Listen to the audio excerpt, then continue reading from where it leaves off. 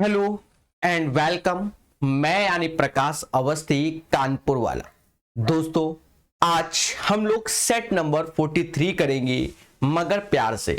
कहता है एक घोड़ा 40 मीटर लंबे और 24 मीटर चौड़े आयताकार घास के खेत के एक कोने पर गाड़ी गई खूंटी से। देखो, पहले तो आयताकार बोला गया बच्चा, मतलब ये एक आयत है, ये एक आयत है जिसकी लंबाई 40 है, जिसकी लंबाई 40 है और चौड़ाई 14 है। बोलो हाँ, सॉरी, चौड़ाई 24 है। फिर हमसे बोला गया इसमें एक खूंटा गाड़ा गया एक कोने पर जिसकी 14 मीटर लंबी रस्सी से बांधा गया है। ठीक है, तो 14 मीटर लंबी यहां खूंटा गाड़ा गया और 14 मीटर लंबी, तो ये 14 और ये 14, तो घोड़ा यही खा पाएगा, इस एरिया को खा पाएगा। देखा जाए, हम जानते हैं कि एक सर्कल है और सर्कल का ये 1/4 एरिया होता है। क्या होता है? 1/4 एरिया, मतलब पाई आर स्क्वायर बाई 4। मेरे मासूम से दोस्तों, पाई मतलब 22/7, आर जो कि 14 है तो 14 गुणे 14/4। 14 से ये 2 बार में गया, 2 से ये 11 बार में गया, दिख रहा होगा, और 11 से 14 गया, मतलब 11 गुणे 14 154। The right answer of this question guys 154 आएगा। एक बार और समझो, एक घोड़ा 40 मीटर लंबे और 24 मीटर चौड़े आयताकार घास के खेत के कोने पर गाड़ी गई एक खूंटी से 14 मीटर लंबी रस्सी से बांधा गया। मतलब 40/24 का एरिया था, यहां घोड़ा बांधा गया। अब घोड़ा अपनी रस्सी के हिसाब से घूमेगा गोल गोल, पर इस एरिया का ही खा पा रहा है। मतलब ये एक सेक्टर हो गया जिसका area pi R square by 4 हो गया, और बच्चा समझ गया। बाकी कैलकुलेशन है, 154 इज द राइट आंसर। चलिए नेक्स्ट क्वेश्चन को देखेंगे, मुस्कुराएंगे। ये क्वेश्चन इससे पहले जो सेट कराया था उसमें ऐसा क्वेश्चन आया था। बोलो हाँ। प्यारे दोस्तों, धैर्य, संयम और विवेक से समझेंगे इन क्वेश्चनों को। जी हां, क्या कहता है? कहता है 1,33,100 मूल्य का एक भवन है। मतलब एक भवन की जो कीमत है 1,33,100, ये भवन की कीमत है। बोलो हाँ। का एक भवन है और 72900 की एक जमीन है। 72900 की एक जमीन है, हमें कोई आपत्ति नहीं, जमीन पर बनाया गया है। कितने समय बाद दोनों का मूल्य समान होगा? यदि जमीन 10% वार्षिक दर से बढ़ रही है, 10% मतलब 1/10, तो 10 की चीज 11, मतलब आप समझ गए होंगे 10% बढ़ना मतलब 110%। 110% को क्या लिखोगे? 110/100 मतलब 11/10, तो 11/10 टाइम टी। और वही भवन की जो कीमत है वो कम हो रही है। कितना? 10% कम हो रही है। तो इसका 10% अगर कम करोगे बच्चा, तो 90/100 मतलब 9/10। दोनों से बराबर वैल्यू आ रही है, दोनों से बराबर वैल्यू आ रही है। तो आप देखो 10 की पावर टी और 10 की पावर टी कैंसिल हो गया। अब इस चीज को समझो, ये हो गया 1,33,100, नीचे 72900, 11/9 होल पावर टी हो गया। दोस्तों देखा ये जाए कि ये 2 जीरो से ये 2 जीरो कैंसिल हो गए। 1,331 जो कि 11 का क्यूब होता है, 729 9 का क्यूब होता है, जो कि 11/9 होल पावर टी हो गया। आप देखो यहां से समय आ जाएगा 3। The right answer of this question guys 3 is the right answer. समझ गए होंगे, ऐसा माना जाता है।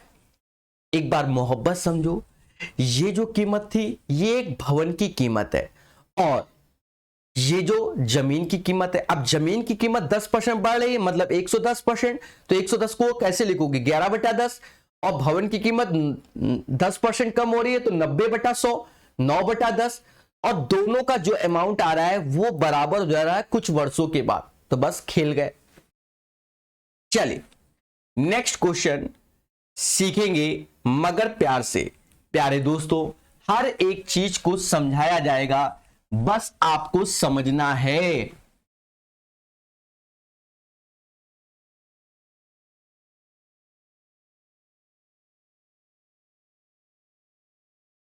क्या कहता है, किसी राशि पर साधारण ब्याज मूलधन का 9/16 है।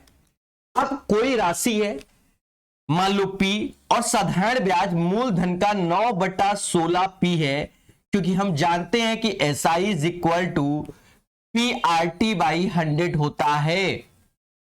बोलो हां।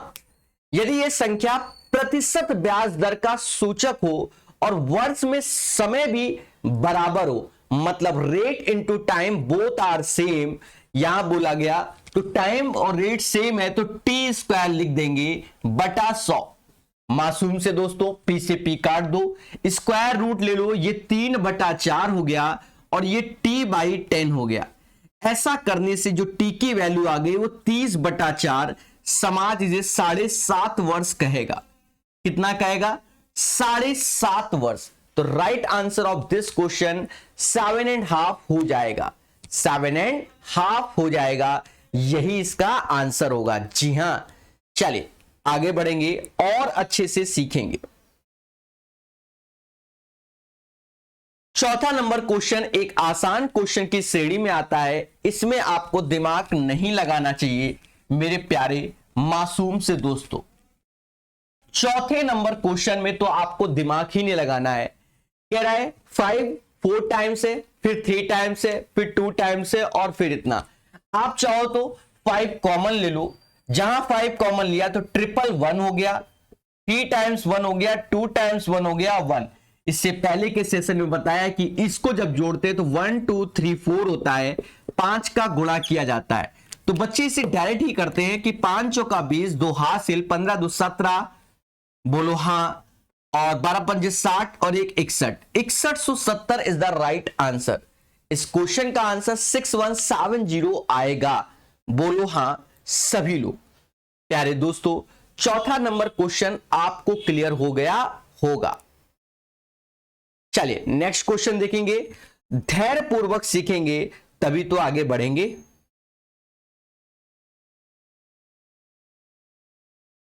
पांचवा नंबर क्वेश्चन कहता है, एक टेलीविजन तथा फ्रिज में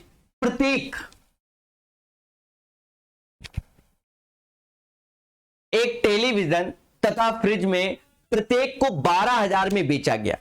यदि टेलीविजन को उसके लागत मूल्य पर 20%, एक चीज समझो, इस क्वेश्चन में दोनों का जो सेलिंग प्राइस है वो सेम है।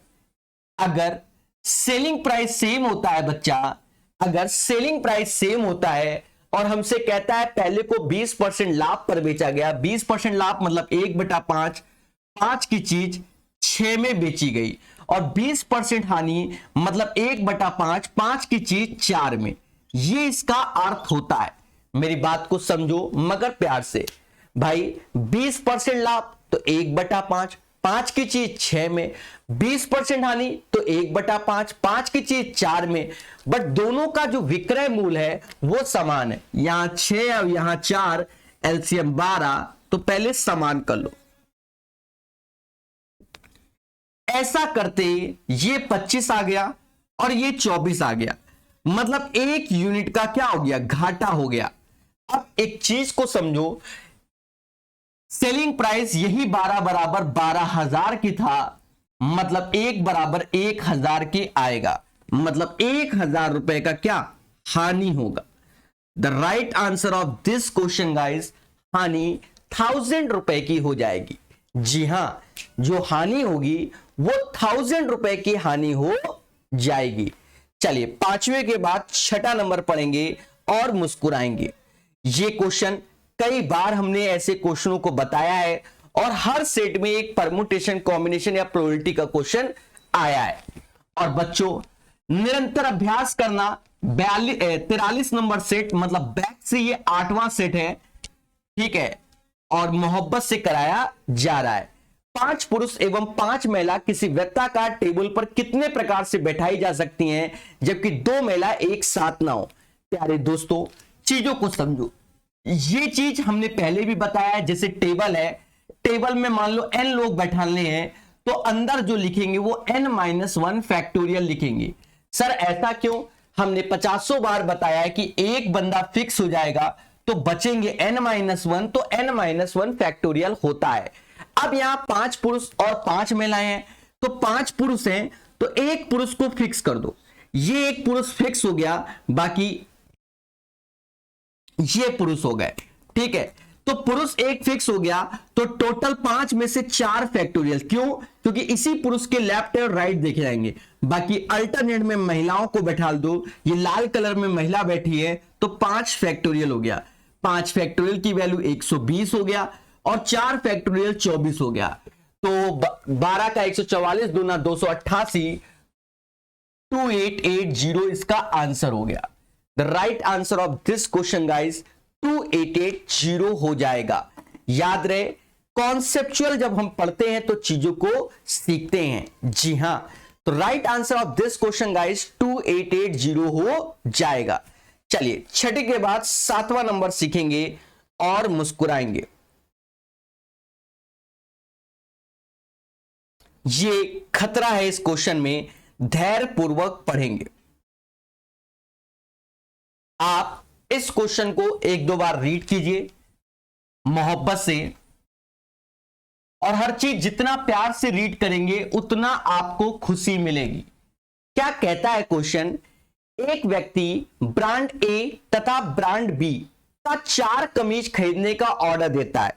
देखो, ब्रांड ए तथा बी का 4 कमीज खरीदने का ऑर्डर देता है, मतलब ए और बी में से एक ब्रांड की तो 4 कमीज होंगी। माना ऐसा कर लो, ए और बी, माना बी की 4 कमीज और ए की एक्स कमीज खरीदता है। भाई एक को तो हमें पढ़ना ही पड़ेगा, सीधी सी बात है।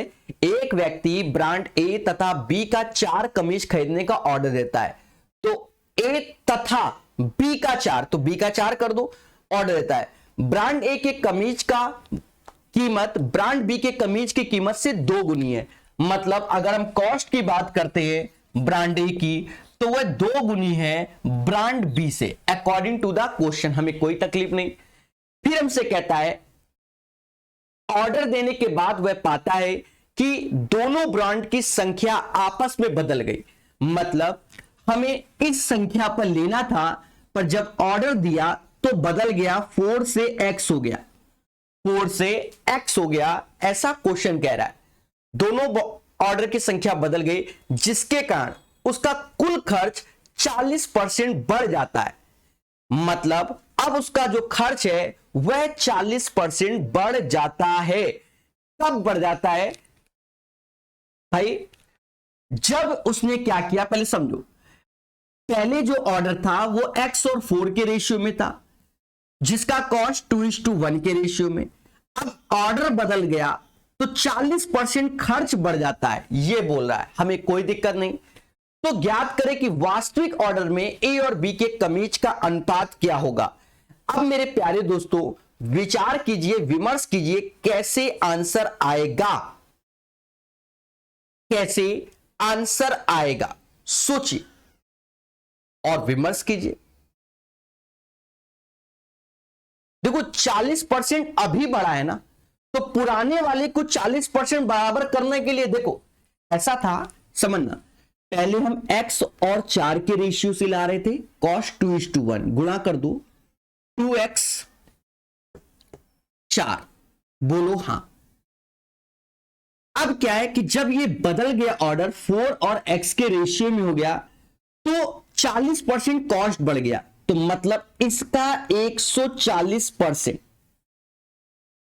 दिख रहा है ना, इसके बराबर 4 दूना 8 और x के बराबर 4 दूना 8, x के बराबर कैलकुलेट करो, जो होगा देखा जाएगा। 140% की वैल्यू जो होती है वो 7/5 होती है। 5 का गुणा करो, 8 × 5 = 40, 5x, 7 दूनी 14x, 7 चौक 28, जो होगा देखा जाएगा। 28 40 में कम करोगे तो 12 आएगा, ये 2x आ गया, नहीं 7x आ गया, नहीं 9x आ गया, 9x कितना आ गया, 9x आ गया। मतलब x बराबर 4/3 आ गया, मतलब x बराबर 4/3 और ये 4। अगर हम रेशियो देखेंगे तो 1:3 इसका आंसर आएगा। The right answer of this question guys क्या आएगा, 1:3 आएगा। देखिए जैसा क्वेश्चन पढ़े वैसे ही आंसर निकाले, भावनाओं में मत बहे। एक बात समझो, बढ़िया क्वेश्चन है। जब भी ऐसे क्वेश्चन आते हैं पेपर में तो पढ़ा लिखा ही व्यक्ति कर सकता है। एक व्यक्ति ब्रांड ए तथा बी का 4 कमीज खरीदने का ऑर्डर देता है। माना ए का x देता है, बी का 4 देता है, जिनका कॉस्ट 2:1 के रेशियो में था। फिर कहता है गलती से उसने ब्रांड ए का मतलब जस्ट रिवर्स हो गया तो 4:x हो गया। ऐसा होने से उसका खर्चा 40% बढ़ गया। कहने का अर्थ ये 4 दूना 8 और x, तो ये 8 + x जो इसकी कीमत है वो जो पहले खरीद है उससे 40% ज्यादा है। मतलब पुरानी खरीद का 140% वो इसके बराबर होगा। मासूम से दोस्तों, बाकी कैलकुलेशन है x बराबर 4/3 और ये आ गया। किताब में सॉल्यूशन कैसे दिया है वो भी बता दें। ए और बी, तो वहां ब्रांड ए में 4 मान लिया गया, यहां x, तो भी आप करोगे यही आंसर आएगा। ठीक है, क्योंकि जैसी कंडीशन है फिर उसी हिसाब से सॉल्व भी करते हैं। चलिए 1:3 is the right answer of this question. इस क्वेश्चन में एक एरर आ गई है और जैसा कि अभी जानते हैं कि अधिकतर सेट में 1 या 2 एरर है, मतलब ये किताब एरर फ्री नहीं है। ये किताब एरर फ्री नहीं है, इसमें एरर बहुत ना के बराबर है। देखो, एक नगर की जनसंख्या जो 10,684 लिखा है वो 10,648 है, बस यही एरर है। मतलब 10,648 है। 84 को 48 कर लो, जब पीछे आंसर देखोगे तो समझ जाओगे। यदि जनसंख्या में वृद्धि 10% हो तो 3 वर्ष पहले जनसंख्या क्या होगी, 10% वृद्धि हो। 10% का अर्थ हुआ 10 की चीज 11 में हो जा रही। 3 साल ऐसे कर दो, मतलब पहले स्टार्टिंग में 1000 थी, आज 1331 है, और जो 1331 है वो 10,648 के, मतलब इसका 8 गुना, तो इसका 8 गुना करोगे 8,000 आएगा। तो इसको सही कर लेना, क्योंकि 8 बन जाए 8, 8 तेगा 24, 2 हासिल, 24 2 26, 8 2 10। ठीक है, यही वैल्यू है। तो वो 10684 नहीं है, 10648 है, तो उसको सही कीजिएगा। 8,000 is the right answer of this question. चलिए नेक्स्ट देखते हैं। हर चीज पढ़ेंगे, मुस्कुरा के पढ़ेंगे, जल्दी किसी चीज की नहीं है और धैर्य से पढ़ेंगे।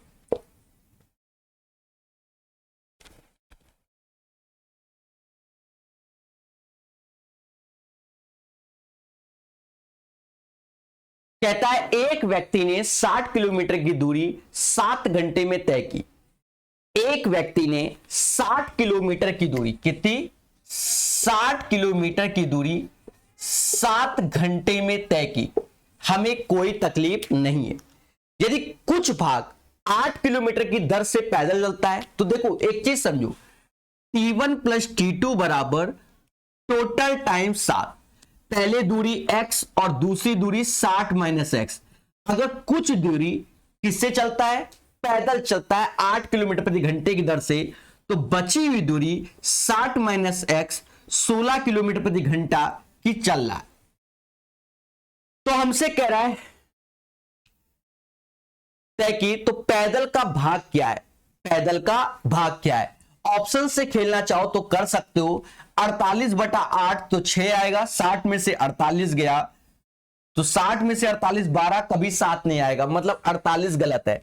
36/8 तो 36 तो आना ही नहीं है, 36 भी नहीं आना। ऐसा करो, कैलकुलेट कर लो, फालतू में समय बर्बाद करो। एलसीएम 16 ही आएगा, 2x। ठीक है, 60 - x, फालतू में समय बनाए। 16 × 7, 16 × 7 = 112।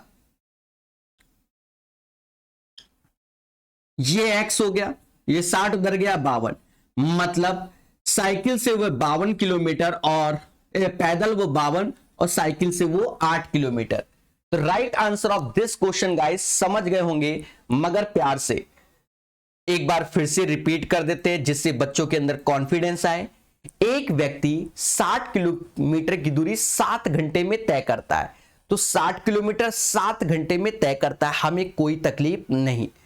फिर हमसे कहता है क्या 8 किलोमीटर पर घंटे की दर से वह पैदल कुछ दूरी तय करता है, तो x दूरी 8 की स्पीड से, तो बची 60 माइनस x 16 की स्पीड से, ओवरऑल समय 7 घंटे। फिर देन कैलकुलेट देम और you will get the right answer of this question. चलिए आगे बढ़ेंगे और मोहब्बत से सीखेंगे। और भी तरीके थे इसको करने का, ऐसा नहीं कि यही तरीका था, शॉर्टकट भी है, बहुत बताया है। इसको आज ऐसे ही करो। सर क्यों? देखो कभी कभी पेपर में माइंड काम नहीं करे तो जनरल तरीका मालूम नहीं होना चाहिए, अन्यथा शॉर्टकट तो हमने बहुत बताया है वाईसीटी मैथ में इसके, उसको आप देख सकते हैं। एक रेलगाड़ी एक शहर से गुरुवार को 8 बजे रवाना होती है। गुरुवार का मतलब बृहस्पतिवार, शुक्र शनिचर, हां बृहस्पतिवार को 8 AM पे 8 बजे रवाना होती है शाम की, तो 8 PM में रवाना होती है, मतलब थर्सडे है, ठीक है, कोई दिक्कत नहीं। फिर कहता है दूसरे शहर शनिवार प्रातः 8 बजे पहुंचती है, सैटरडे प्रातः 8 बजे पहुंचती है 8 AM में। आप एक बात समझो, थर्सडे था, फ्राइडे रात के 8 AM तक 24 घंटे हो जाएंगे, 24 घंटे फ्राइडे रात को 8 PM तक 24 घंटे। भाई थर्सडे 8 PM में चली और फ्राइडे 8 PM में 24 घंटे, और सैटरडे सुबह 8 है तो 12 घंटे और जोड़ दो, टोटल 36 घंटे चलिए। इस पे आप विचार कीजिए, टोटल 36 घंटे चलिए। तो यदि दोनों शहरों के बीच की दूरी 1692 किलोमीटर, तो औसत चाल क्या? 1692 अपॉन 36 किलोमीटर, जो भाग दे ले गया उसका आंसर आ जाएगा। तो प्यारे दोस्तों भाग दो मगर प्यार से,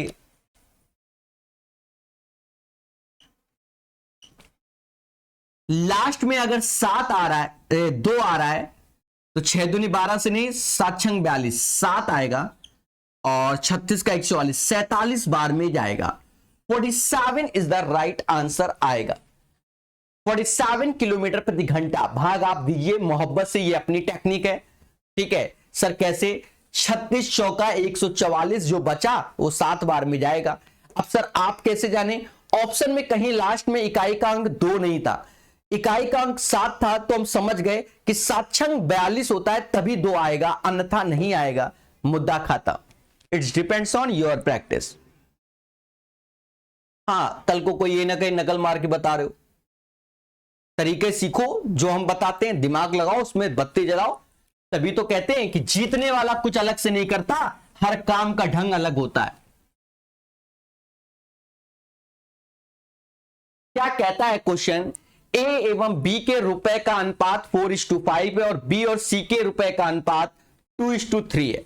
मासूम से दोस्तों एबीसी का जो रेशियो हमको दिया जा रहा है उसको समझते हैं। ए और बी का जो रेशियो है वो 4:5 है और बी और सी का जो रेशियो है वो 2:3 है। यही तो बोला गया।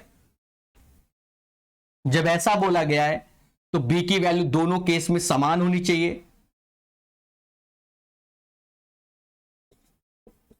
तो देखा जाए 8, 10, 15 का रेशियो आ गया, 8, 10, 15 का रेशियो आ गया। अब हमसे कहता है ए के पास 800 है तो सी के पास क्या? अरे मासूम से दोस्तों 8 बराबर 800 तो 15 बराबर 1500, मुद्दा खत्म। अब इसमें कौन सा धरना करना है? चलिए तो सी का राइट आंसर 1500 आएगा। 12 नंबर, ये एक फॉर्मूला है बच्चा, इसे आप डायरेक्ट याद कर लो। ये एक फॉर्मूला है जिसे आप डायरेक्ट याद कर लेंगे तो ही, मतलब इस क्वेश्चन को आप नोट कर लीजिए और डायरेक्ट इसे रट के बैठिए। इसका आंसर सी होगा, रूट के अंदर NP1 माइनस पी होगा, मानक विचलन इस पैटर्न पे अगर आपके एग्जाम में आता है। ठीक है, तो चलिए आगे बढ़ेंगे, इसे आप याद करेंगे। 13 नंबर क्वेश्चन, संख्या इतने में अंक 6 का स्थानीय मान और अंकीय मान में अंतर क्या है? मासूम दोस्तों, स्थानीय मान संख्या क्या है? 5 8 6 7 2 3, ये संख्या है दोस्तों।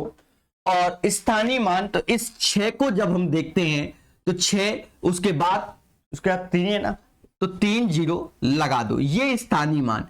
अंकीय मान 6 ही है, घटा दो। ऑप्शन में देखो 6000 से कम एक ही वैल्यू दिख रही है, 5994। समझ गए ना, यही इसका आंसर आएगा। भाई स्थानीय मान जो है उसको लिखो, उसके बाद जितनी संख्या है उसके बाद 0 चिपका दो, बाकी समझदार हो। 13 के बाद 14 नंबर, ये एक फेमस क्वेश्चन है, किताब में शायद इसका आंसर गलत दे दिया है, वहां 15 दिया गया है, 16 आएगा। अभी क्यों आएगा वो हम समझा देंगे, समझो। कहता है 6 घंटियां एक साथ बजना आरंभ हुई, मतलब एक बार तो स्टार्टिंग में बज गई। भाई 6 घंटियां एक साथ बजना प्रारंभ हुई तो एक बार तो बाय डिफॉल्ट बज गई। उसके बाद यदि घंटियां 2 4 6 8 10 12 सेकंड के अंतराल में बजती हैं, मासूम से दोस्तों ये फेमस क्वेश्चन है इसलिए हमने तुरंत बता दिया। 2 4 6 8 10 12, इसका एलसीएम 120 सेकंड आता है और उसको समास 2 मिनट के नाम से जानता है। मतलब 30 मिनट में कितनी बार 2 से भाग दोगे तो 15 बार, ये प्लस 1 कर देंगे 16 बार होगा। क्यों? एक बार स्टार्टिंग में भी बचता है, किताब में 15 आंसर दिया है पर 16 होगा। एक बार फिर समझो, 6 घंटियां एक साथ बजना आरंभ हुई, मतलब स्टार्टिंग में एक बार तो बज गई। यदि ये घंटियां 2 4 6 8 10 12 सेकंड के अंतराल में बजे तो 30 मिनट में कितनी बार इकट्ठा बजेंगी? तो एक बार पहले बज चुकी थी, 15 बार और बजेंगी, 16 बार बजेंगी। समझ रहे हो ना? तो right answer of this question 16 हो जाएगा। चले तो क्वेश्चन नंबर 15 लगाएंगे, वो भी मुस्कुरा के लगाएंगे। जी हां,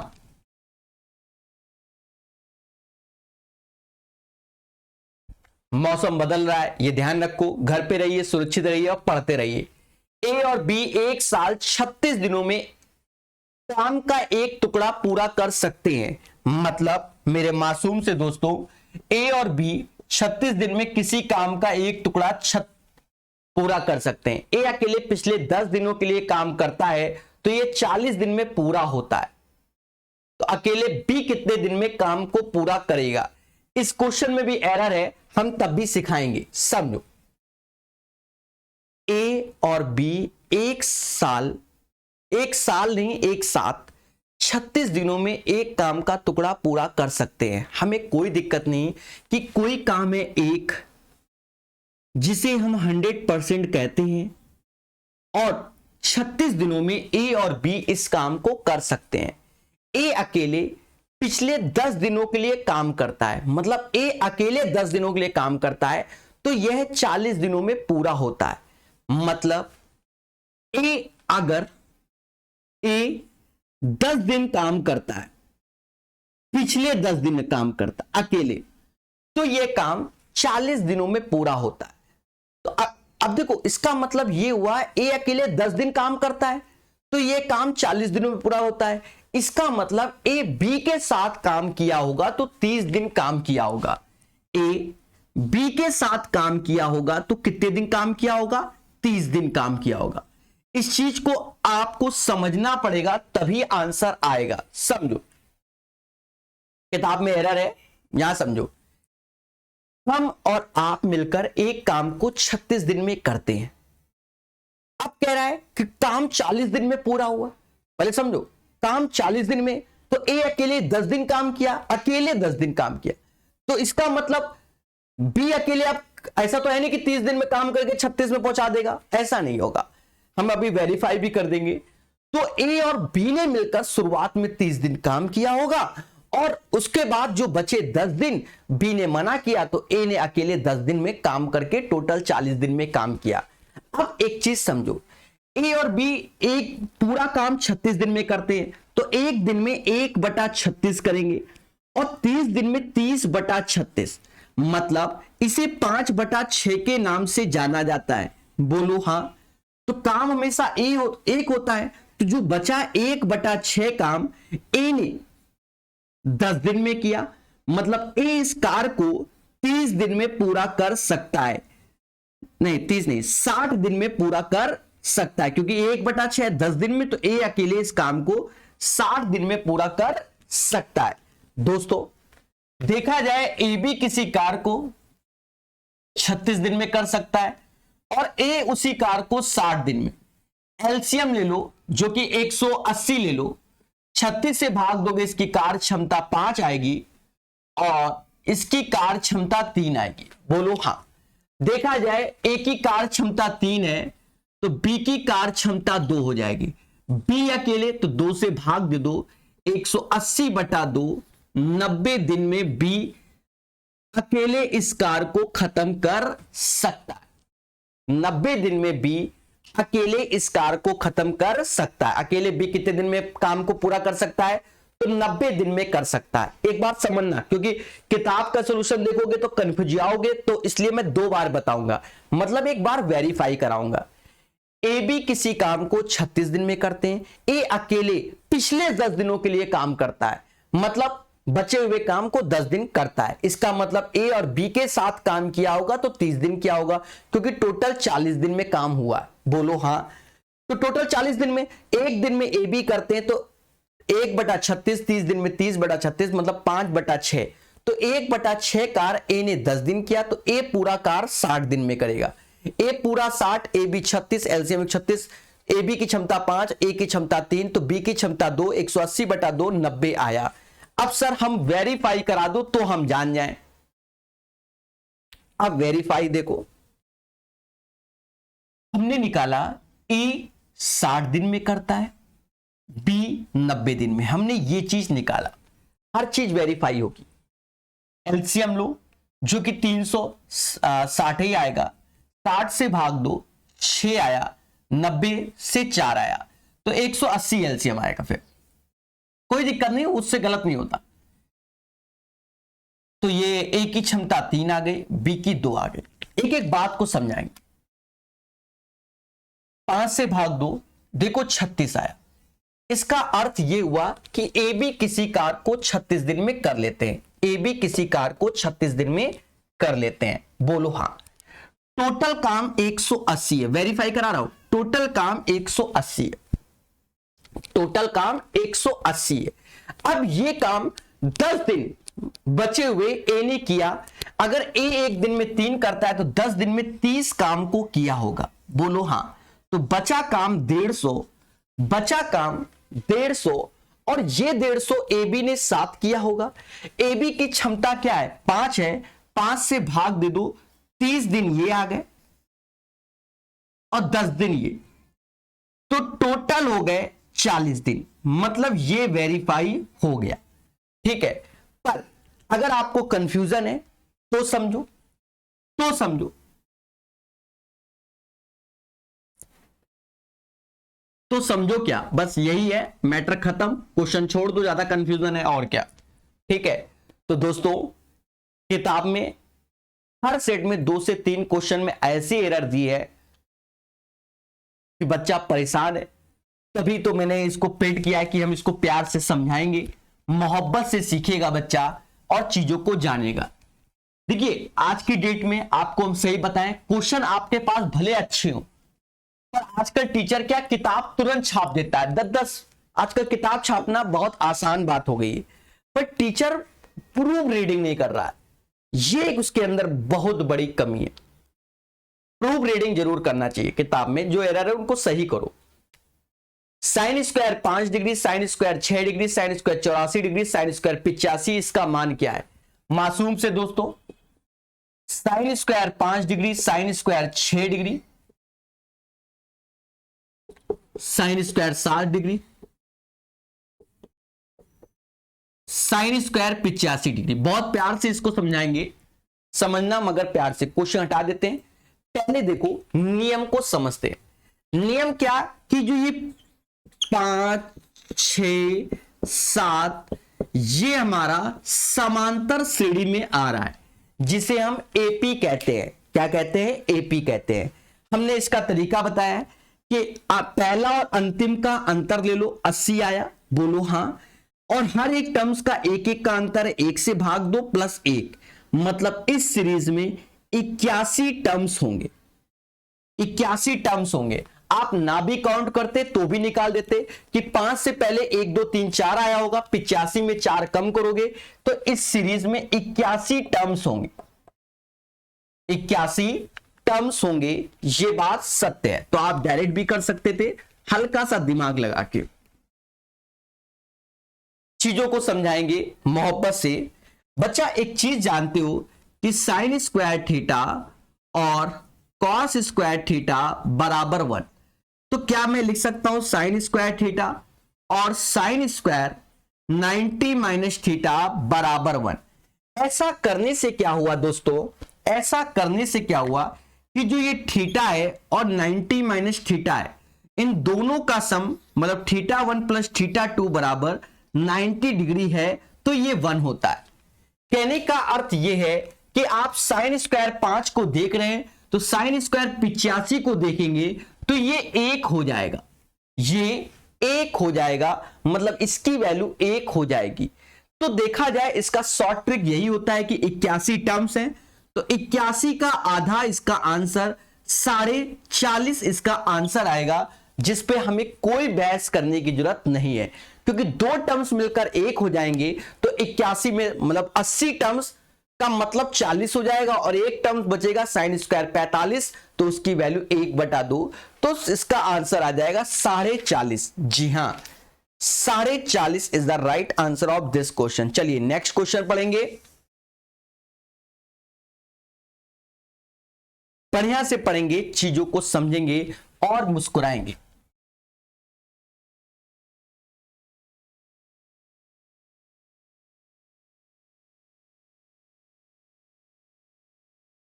दोस्तों कहता है वर्तमान में माया और छाया की उम्र का अनुपात 6:5 है।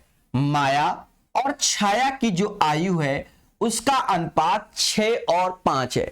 अब से 15 साल बाद, अब से 15 साल बाद मतलब फ्यूचर टेंस में 9 और 8 हो जाएगी माया और छाया की आयु। हमें कोई दिक्कत नहीं। तो माया की वर्तमान उम्र क्या है? माया की वर्तमान उम्र क्या है? मासूम से दोस्तों यहां अंतर 1, यहां अंतर 1, अरे बोलो हां, दोनों में अंतर एक ही एक है ना, और कुछ तो है नहीं।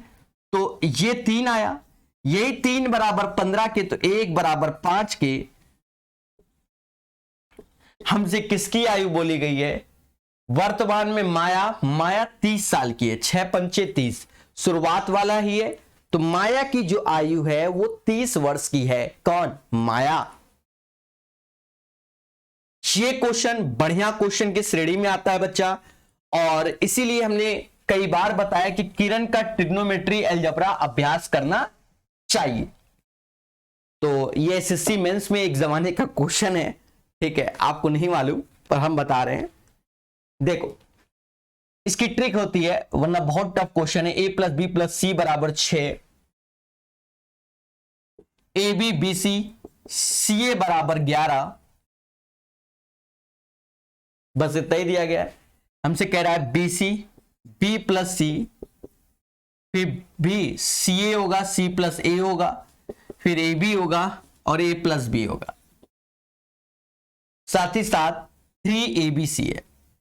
इसकी ट्रिक पर ही इसका आंसर आसान है, कुछ नहीं करना है। इसमें एक वेरिएबल 0 कर दो। मान लो c को 0 किया, c को 0 किया तो ये कट गया, ये कट गया, C0 C0 C0, मतलब ये समाप्त हो गए। AB की वैल्यू अब देखो कितनी है? 11 और a + b 6, 66 आंसर है। आप चाहे जितनी मेहनत कर लो इसका आंसर यही आएगा, 66 इज द राइट आंसर। तो ये इसका शॉर्ट ट्रिक है, इसीलिए यहां दे दिया गया ये क्वेश्चन बढ़िया क्वेश्चन की श्रेणी में आता है। चलिए, ये क्वेश्चन तो फेमस है मार्केट के, बिना मतलब एवरेज के ये क्वेश्चन तो आते ही आते हैं एग्जामों में। चलिए दोस्तों, मोहब्बत से सिखाएगा ये मासूम सा टीचर, पर याद रखना वाईसीटी मैथ यूथ कंपटीशन की यूट्यूब में हमने जो पढ़ाई है उसका दोबारा तिबारा चौबारा रिवीजन कीजिए। बहुत जल्दी 2700 पढ़ाएंगे, जिससे आपको अच्छे अच्छे क्वेश्चन और देखने को मिले। क्रिकेट के एक खिलाड़ी का 16 पारियों का औसत रन कुछ था, मतलब प्रकाश सर मैच खेलते उन्हें याद ही नहीं रहता, 16 पारियां खेली, 16 पारियां खेली और कितने रन बनाए आज तक प्रकाश सर को याद ही नहीं है, याद ही नहीं है। 17वीं पारी में 85 रन बना दिए, मतलब 17वीं पारी प्रकाश सर ने खेली और 85 रन बना दिए। तो कहते हैं जो पुराना स्कोर था वो 3-3 रन अच्छा हो गया। आप खुद सोचो, 16 पारियों में कितना बढ़िया खेला मुझे मालूम ही नहीं, 17वीं पारी में 85 रन ठोक दिए, तो 16 पारियों के 3-3 रन औसत बढ़ गया। तो इसका मतलब हर एक पारी को 3-3 रन गया होगा, 48 रन कम कर दो, तो कहीं ना कहीं जो औसत है वो 37 हो जाएगा, क्योंकि 17वीं पारी के बाद रनों का औसत 37 है और उससे पहले पूछता तो 34 होता। Right answer 37। अब इतना बड़ा क्रिकेटर हूं, मुझे ध्यान नहीं रहता कहां पर मैं कितना खेल रहा हूं, समझ रहे ना। चल, ऐसा लोग कहते हैं। प्यारे दोस्तों, क्वेश्चन नंबर 20 को करेंगे, मुस्कुरा के करेंगे। सबसे बड़ी बात क्या है, एक बार मुस्कुराना बहुत बड़ा मुद्दा होता है। कहता है सरकारी तथा गैर सरकारी इंटरनेट के संख्या का अनुपात 1999 और 2000 में कितना है। 5,20,000 1,20,000 का रेशियो लेना है, तो बच्चा जीरो तो हटाई दो, 52-12 का रेशियो ले लो बस। 52-12 का रेशियो, 4 से भाग दो, 13 चक्कू 52 और 3 चक्कू 12।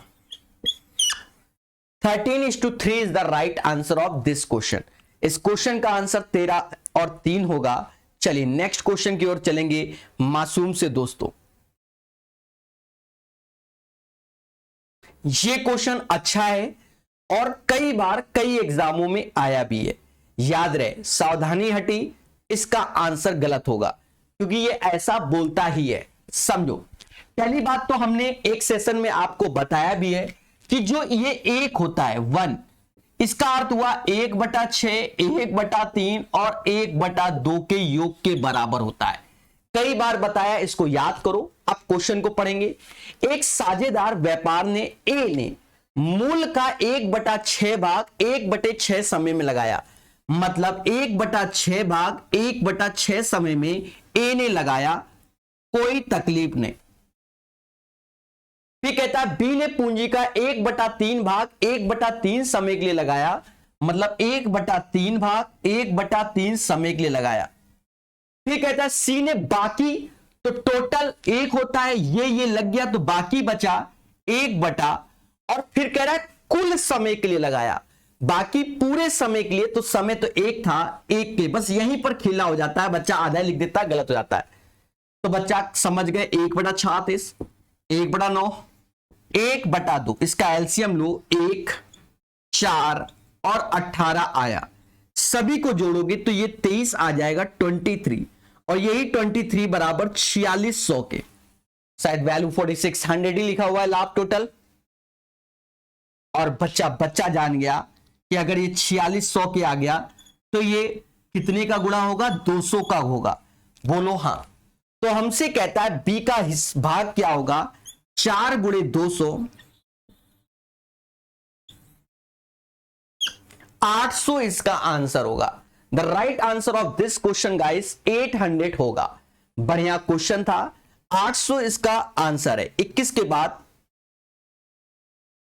22 नंबर लगाएंगे, मुस्कुरा के, वो भी सभी लोग 22 नंबर क्वेश्चन को ट्राई करें और एक बार मुस्कुराइए। तो आज 43 सेट कंप्लीट होगा। बढ़िया से। धरातल के एक बिंदु P पर 10 मीटर ऊंची इमारत के शीर्ष तथा कुछ दूरी पर इमारत के ठीक ऊपर गुजरते हुए हेलीकॉप्टर का उन्नयन कोण 30 और 60 है। मतलब ये 30 है और इसी के ऊपर हेलीकॉप्टर उड़ रहा है तो ये 60 है। इसकी भाषा को दोबारा तिबारा चौबारा पढ़ो। धरातल के एक बिंदु P पर 10 मीटर ऊंची इमारत के शीर्ष, ये P है, 10 मीटर ऊंची इमारत के शीर्ष तथा कुछ दूरी पर इमारत के ठीक ऊपर कुछ दूरी, इमारत के ठीक ऊपर कुछ दूरी ऊपर गुजरते हुए हेलीकॉप्टर के उन्नयन कोण पहले 30 था यहां से, और जब अब जा रहा है तो 60 डिग्री है। तो पृथ्वी से हेलीकॉप्टर की दूरी क्या है? कुछ नहीं करना है, मुस्कुरा के सॉल्व करना है। 30 डिग्री को जब देखते हो तो रेशियो याद आता है √3 और 1 का, और जब 60 डिग्री को देखते हो तो 1 और √3 का रेशियो याद आता है। एक चीज समझो, दोनों का आधार सेम है, तो यहां √3 का गुणा करोगे तो यहां पर भी √3 का गुणा मतलब 3 हो जाएगा।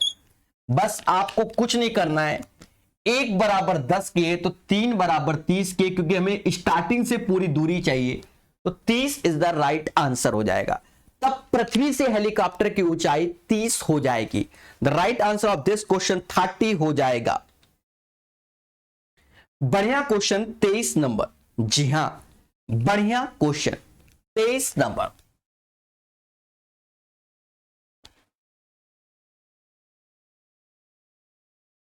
क्या कहता है? कहता है YH के द्वारा जिस अनुपात में बिंदु इतने इतने को मिलाने वाली रेखा खंडित होती है तो वह क्या है? मेरे प्यारे दोस्तों, Y अक्ष के द्वारा, मतलब Y अक्ष जब बोल दिया, Y अक्ष बोल दिया, इसका मतलब YH पे क्या होता है? X बराबर 0 और Y बराबर कुछ भी समथिंग, यहां कुछ भी Y बराबर Y कर लो। YH में X बराबर 0 होता है और Y बराबर कुछ भी होता है। बिंदु 2,3 और -5,1 और इसका रेशियो m/n में ब्रेक हो रहा है, तो ये चीज 0 है, ऐसे लिखोगे, बराबर 2 का गुणा n में करो तो ये 2n हो गया, इसका इसमें करो तो -5m हो गया। दोनों इंटरनल है तो m + n, ये तो 0 हो गया, मतलब 2n बराबर 5m के। तो जो m और n का रेशियो आएगा मासूम से दोस्तों, वो 2/5 आएगा, 2/5। तो right answer of this question guys 2/5। आपने YCT मैथ का अगर 1 घंटे का कोऑर्डिनेट पढ़ा होगा, अभी तक जितने सेट आ रहे हैं उसमें उतने ही सेट से ज्यादा नहीं है कोऑर्डिनेट ज्योमेट्री, तो उसको पढ़ लीजिए, ठीक है। 2/5 इज द राइट आंसर। ये चीज आप जानते हैं कि 90 + a/2 ही होगा, 50 बार पढ़ाया है यूथ में भी, ठीक है, बता देंगे मगर प्यार से।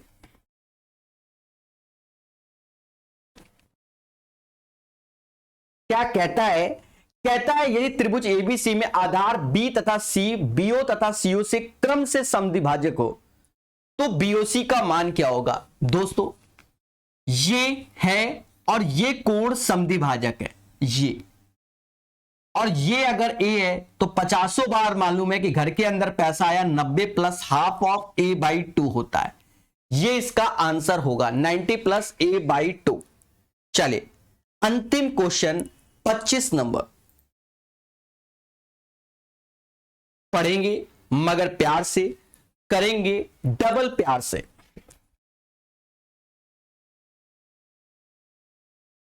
कहता है 4.5 सेंटीमीटर व्यास और 10 सेंटीमीटर ऊंचाई के एक लंबवती बेलन बनाने के लिए, मतलब एक बेलन बनाना है जिसमें इतने इतने के व्यास के वृत्ताकार चक्रों को पिघलाने वाली संख्या क्या होगी, मतलब गोल गोल क्वाइन करके n तक जाएगा, समझो। तो व्यास 4.5 है, मतलब पाई व्यास 4.5 मतलब त्रिज्या 9/2 का स्क्वायर हो जाएगा, सेंटीमीटर में। 10 सेंटीमीटर ऊंचाई, तो ये इसका आयतन होगा। n चक्र होंगे, हर एक जो भी है वो भी हमारा एक तरीके से क्या है, बेलन ही है। छोटे छोटे कॉइन के सिक्के नहीं लंबे तक चले जाएंगे, बस वही समझो। तो 0.2 सेंटीमीटर मोटाई है, मतलब मोटाई मतलब हाइट इसकी 0.2 सेंटीमीटर है, और 1.5 सेंटीमीटर व्यास है, मतलब त्रिज्या 3/2 नहीं 3/1.5 को तो 3/2 बोलते हैं, व्यास है तो 3/4 हो जाएगा। दोनों के बस आयतन, तो यहां पाई का गुणा कर लो, खेल जाओ मासूम से दोस्तों। पाई पाई का हिसाब लेंगे, और 9/2 तो इसको 81/4 लिख लो, गुणा 10 लिख लो। 0.2 नीचे 10 आया तो रिवर्स कर दो, 10/2 ऐसे सजा के लिखो, 4 का 16 ऊपर लिख दो, 3 का स्क्वायर 9 ऐसे लिख दो, n के बराबर। n से 9 से ये 9 बार में गया, बोलो हाँ।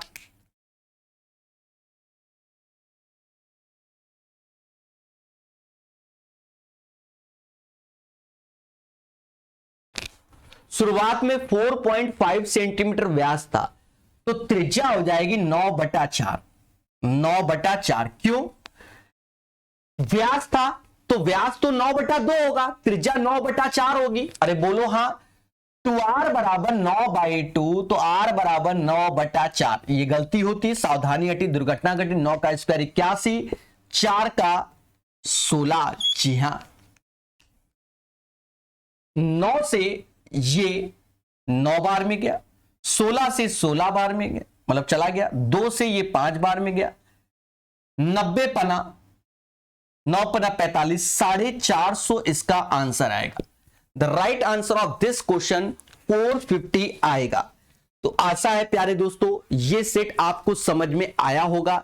2-3 क्वेश्चन में एरर हर सेट में है, सिखाई जाएगी। किताब अच्छी है नो डाउट, और एरर तो होता ही है। जब भी कोई पब्लिकेशन या कोई टीचर नई किताब खुद का छापता है, छापता वो नहीं है, एक पब्लिकेशन आता है, कहता भैया आप फेमस हो गए मार्केट में तो हम आपकी किताब छापना चाहते हैं। असली बात ये है, छाप देता है और उसमें क्या, समझ गए। चलिए तो अभी के लिए इतना ही। जय हिंद, जय भारत। पढ़ते रहिए, बढ़ते रहिए।